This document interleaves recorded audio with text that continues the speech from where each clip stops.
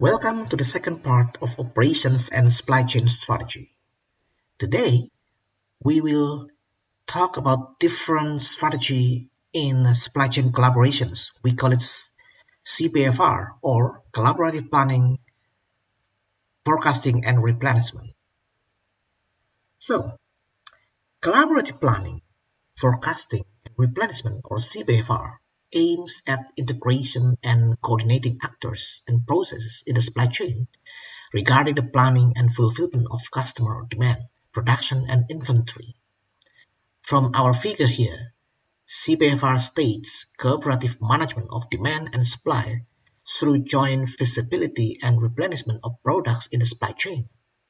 CPF is based on information exchange between suppliers and retailers that helps in planning and satisfying customer demands through a joint system of shared information.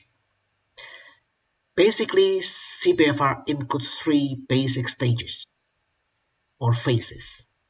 In the planning phase, definition of collaboration areas, responsibilities, and description of collaboration mission, objectives, and frameworks take place. Trading partners share the business plan and organizational information. Category information such as definition rules, strategies, and tactics are needed to be explored.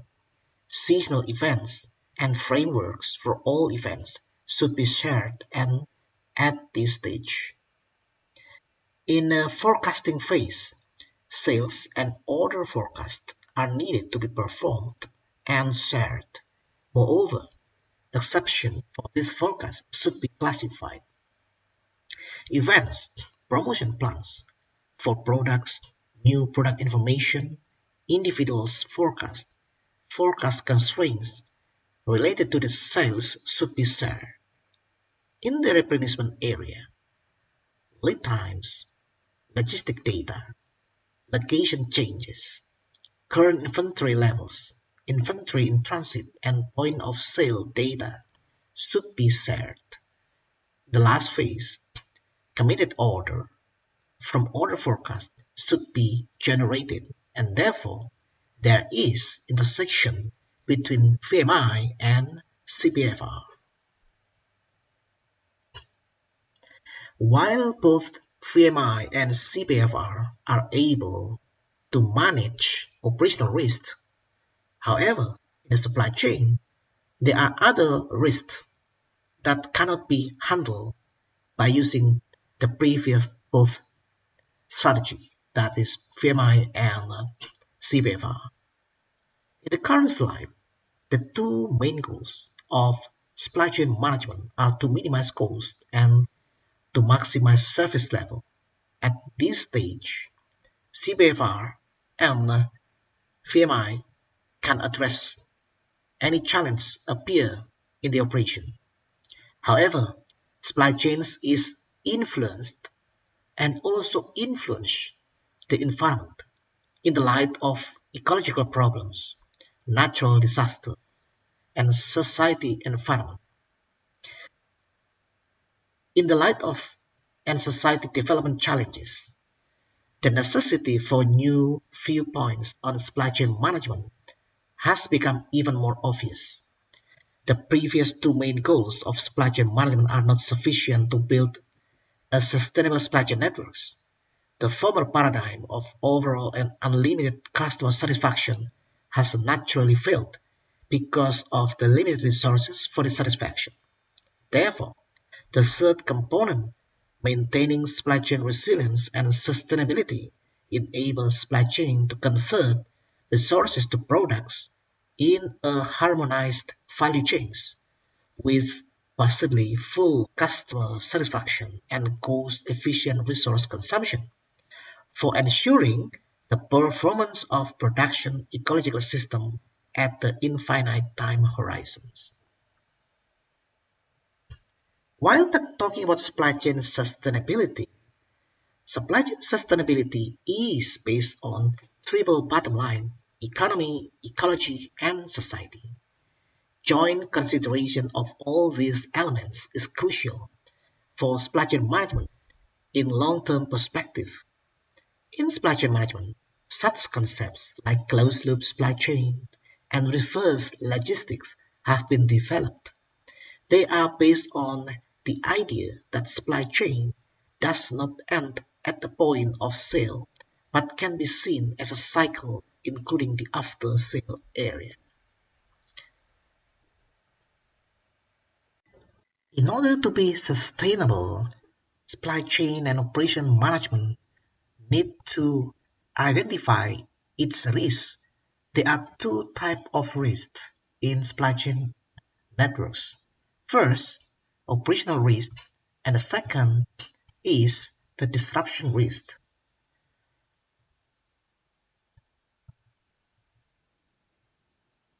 The risk in the supply chain can be classified into demand, supply, process, and structure area.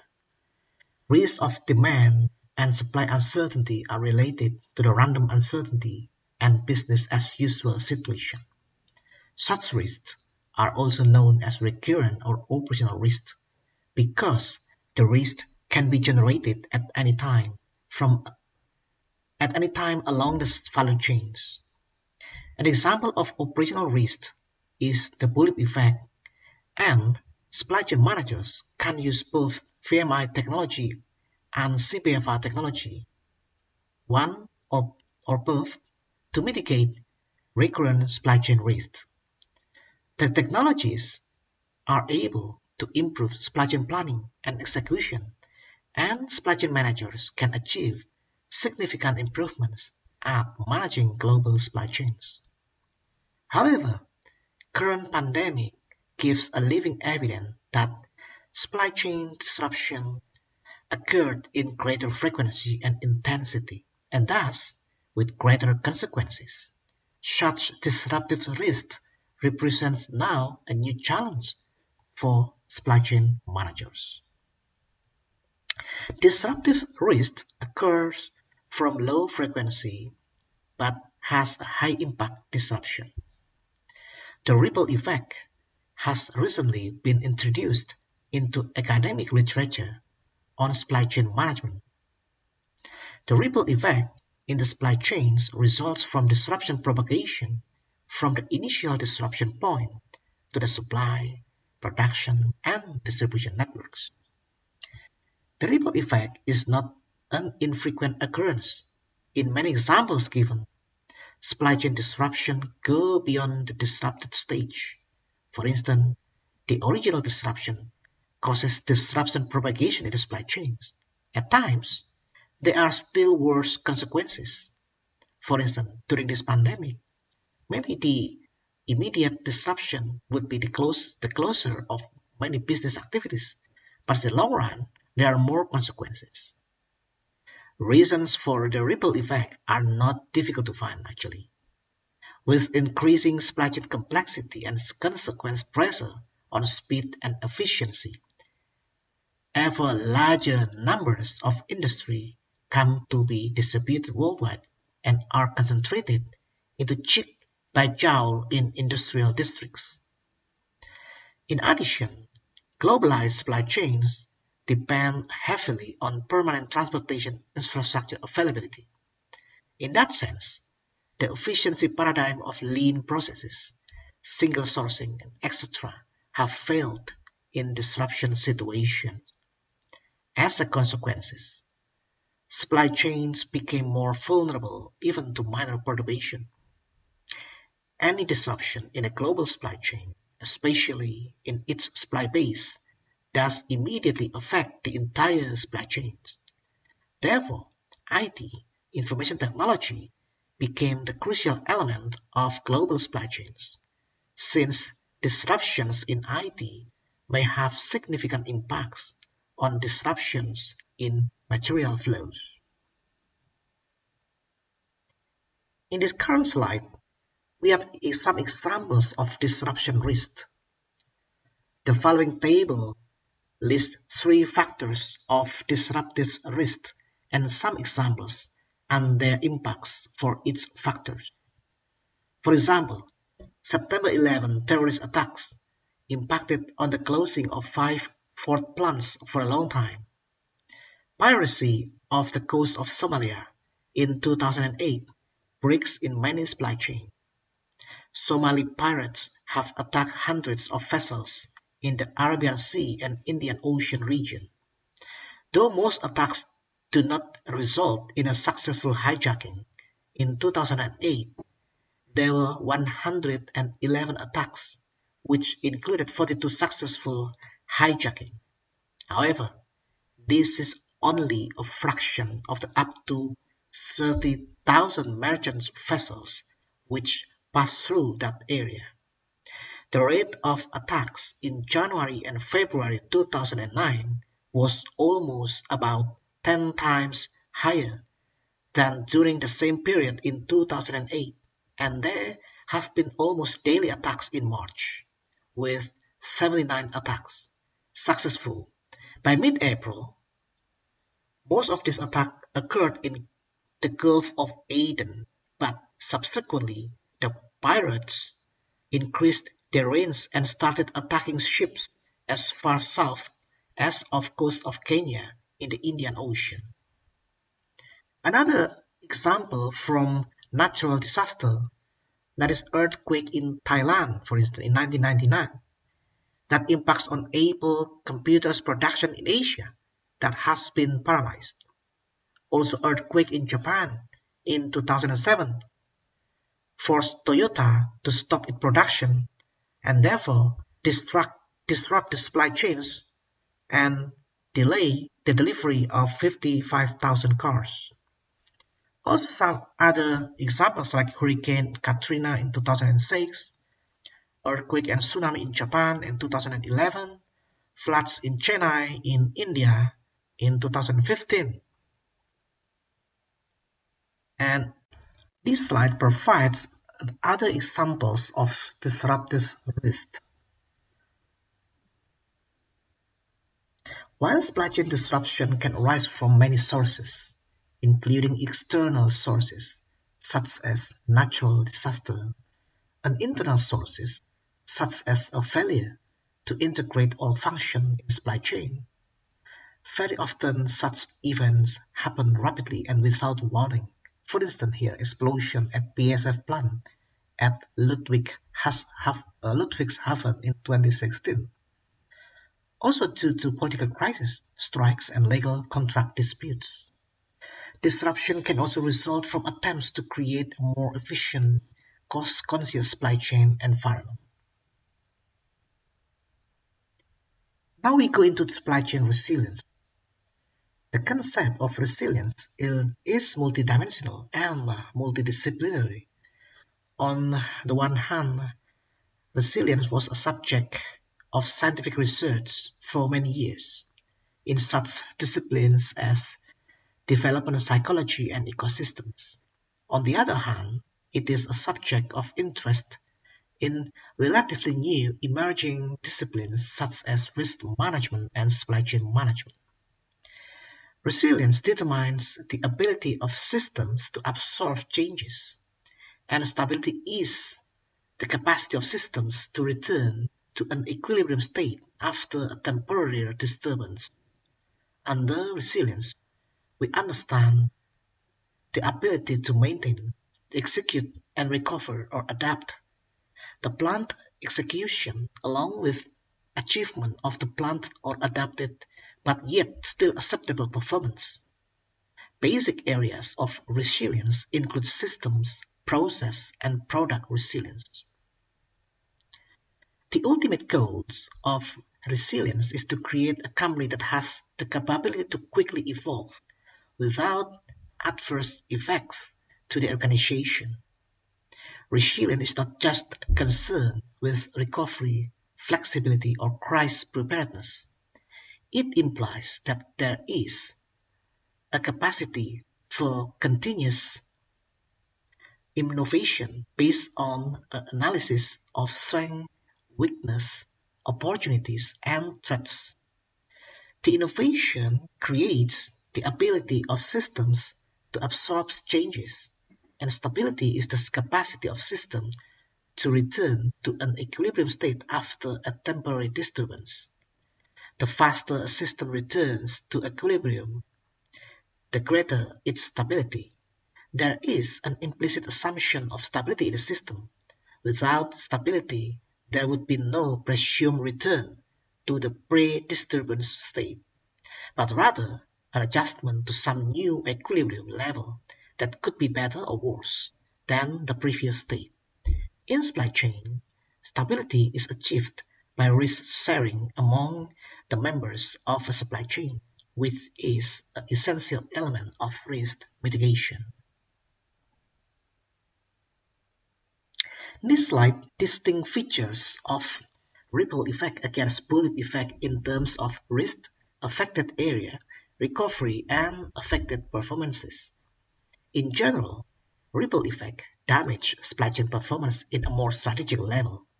The recovery efforts need a more strategic collaboration of supply chain networks rather than short-term coordination to balance supply and demand. The impacts on supply chain structure is deeper than bullet effect and therefore needs longer time to a supply chain to recover and to consolidate. For practical implementation, it is important to understand that risk and resilient analysis means little unless they are brought into correspondence with their impacts on cost efficiency. The trade-off efficiency, flexibility, resiliency becomes more and more important in supply chain and operation management and has been recently considered as a ripple effect in the supply chains. While pull-up effect describes high probability, low impact risk, ripple effects focuses on low frequency, high impact disruptions. Ripple effects in the supply chains result from disruption propagation of an initial disruption towards other supply chain stages in the supply, production, and distribution networks. Ripple effect is not an infrequent occurrence. In many examples, supply chain disruption go beyond the disruption stage. For instance, the original disruption causes disruption propagation in the supply chain. At times, still higher consequences are caused. Ripple effect is a phenomenon of disruption propagations in the supply chain, and therefore their impact on output supply chain performances, on sales, on-time delivery, and on total profit.